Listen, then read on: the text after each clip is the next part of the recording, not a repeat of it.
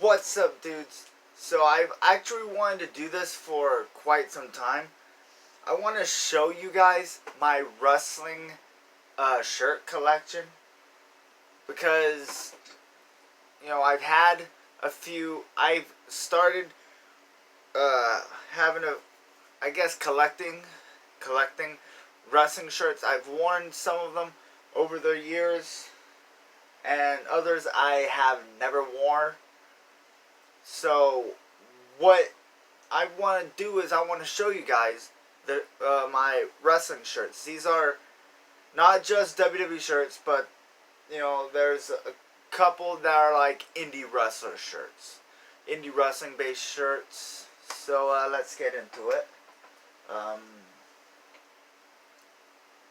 Right here, it's a regular WWE shirt. It's kind of like I guess a basic WWE shirt. Nothing that would be like superstar specific, like a Seth Rollins shirt or anything, because it's a regular WWE shirt. I mean, you got some people. I mean, I can't believe they got Batista, but whatever. So yeah, that's a thing. Up next, Run IWC. IWC is International Wrestling Cartel. It's an independent wrestling promotion based outside of Pittsburgh, or just outside of Pittsburgh. So, they actually run some shows occasionally out just a couple of hours or an hour or so from where I live. So that's cool. IWC, a regular IWC shirt. Now, what's cool about this shirt is when you go to the shows, they also have the font in like red and yellow, because it's a Pittsburgh based promotion, so it's gonna have the yellow, for like the Steelers and the Penguins and stuff. Yeah. Up next, one of my personal favorites, New World Order. Because when you're NWO, you're NWO for life. Nothing really to this, other than I like NWO. I even have an NWO party top hat lying around somewhere. Ooh, this is interesting. One of 3 different D-Generation X t-shirts. I'm a big DX fan. I am.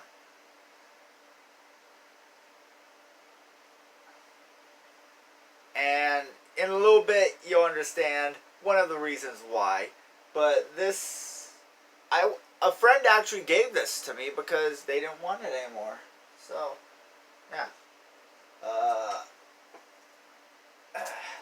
Ooh. Another D-Generation X shirt. I actually like this one. I like it a little bit because it's got. I was doing that because it kind of looks like it glows in the dark, but apparently it doesn't.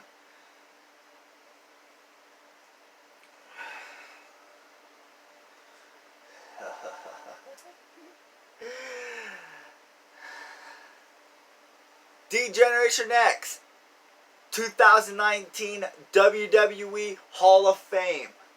You got Road Dogg and Billy Gunn, Shawn Michaels, Triple H, X-Pac, and one of the biggest reasons why I was a fan. The group in general, they had a major sense of humor, but while they were basically like basically crotch chopping, she would always have this face. Like, she'd always try to be the serious one for the most part. And none of the others have anything on the back. So if there's any shirts that have anything on the back, I could show you. You got Degeneration X, you got 6 Degenerates, 1 WCW Invasion, which was a reference to when they tried to invade WCW, or try to invade Nitro on the Army tank, the infamous thing. 73 championships between them. That counts every championship between them that they've won. Over 1.2 million crotch chops served. 1 ninth wonder of the world, which would be China. 1 X Factor, which is a reference to X-Pac. 2 Outlaws, which is Road Dogg and Billy Gunn. 1 Heartbreak Kid, which is Shawn Michaels. 1 King of Kings, which is Triple H. 69 instances of indecent exposure. 80,085 glow sticks sold. And 2 words for you. So, I actually like this. Like, I went on WWEshop.com. This shirt can be on I don't know if WWEshop.com still has it, but it's where I got this shirt. And I went for it as soon as, it was like, Degeneration X is going in the Hall of Fame. I'm like, and when they did the announcement, they had the picture of China with them, which I was hoping China would be in the Hall of Fame, and in a way she is. And people were bitching, complaining about it, like, oh, she should be on her own. Give it time. Eventually she will. Like, her being in DX, being in there as part of DX, like, they could have done it as, they could have just done it with, Shawn, Hunter, X-Pac, and the Outlaws. They could have just done it that way. But,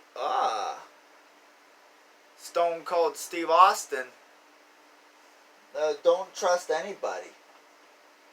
It's not a bad shirt, though. Yeah, it's not. Ooh. 100% pure rattlesnake. Here's a fun fact. WrestleMania 15 was the only WrestleMania Stone Cold competed in where he didn't wear a vest. In fact, he actually wore this shirt. Well, not this exact one, but, the design and stuff. Because on the back, it's Expect No Mercy. Stone Cold's going to open up a can of whoop ass on you. And what do we got here? Interesting. We got a Goldberg WCW Who's Next shirt. A friend gave this to me as part of like a package deal type of thing, where it also came with that Goldberg Monster Jam truck and that Goldberg WCW baseball. And this was actually in like a WCW Goldberg Cup thing. So I had 2 of them. I don't know where the other one is.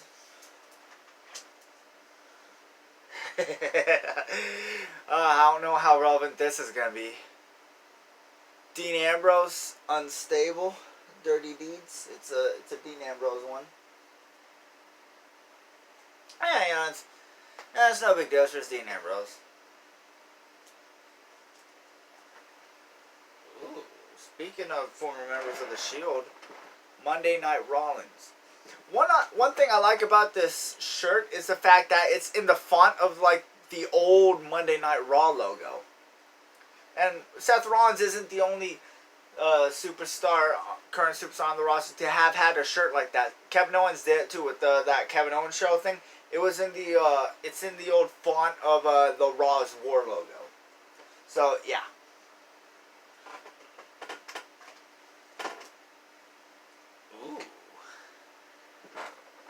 We go to TNA. Jeff Hardy. It's on the back. Yeah, I see it's TNA. Hardy. Our bloodline is immortal. This is when Jeff Hardy was part of the faction Immortal. And Matt Hardy. You got Cold Blooded. And, again, the same thing. Hardy, our bloodline is immortal.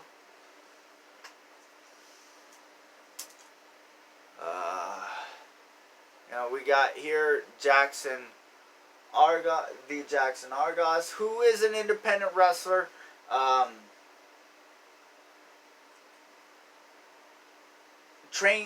Based out of Pittsburgh, but trained under Lance Storm. Yeah, you know that boring, the guy that on WWE TV, Stone Cold dubbed as boring, or unless you watched WCW in 2000. He was the Canadian guy. Ooh. You got Team Storm. Remember that Jackson Argos guy I was telling you about? Well, this is him. This is Jack Pollock. And this is R.C. Dupree. And they've got a Canadian flag. They're all American guys, by the way. He's from Pittsburgh. He's from Minneapolis. And I think he's also from Pittsburgh. So you got two Pittsburgh and a Minneapolis guy. All trained by Lance Storm. It's a New Day shirt. It's a Booty-O shirt. I actually like this. You know, I actually, the only time I wore this shirt was during one of the pay-per-views. I can't remember which pay-per-view I wore it for. But I remember I wore it for a pay-per-view. And the last shirt, a Macho Man Randy Savage tank top. I've wore this a couple of times, so, you know, one thing I actually like about my shirt collection is I'm hoping to expand more on that in the future. And who knows, maybe someday I could go into detail as to how I acquired each of these shirts, like the stories behind the acquisition of each shirt. And some of the old wrestling shirts that I used to have that I don't have anymore. Because there were a lot of them. There were quite a few, actually. So, I hope you guys liked it. I hope you guys enjoyed that. There might be more stuff like that.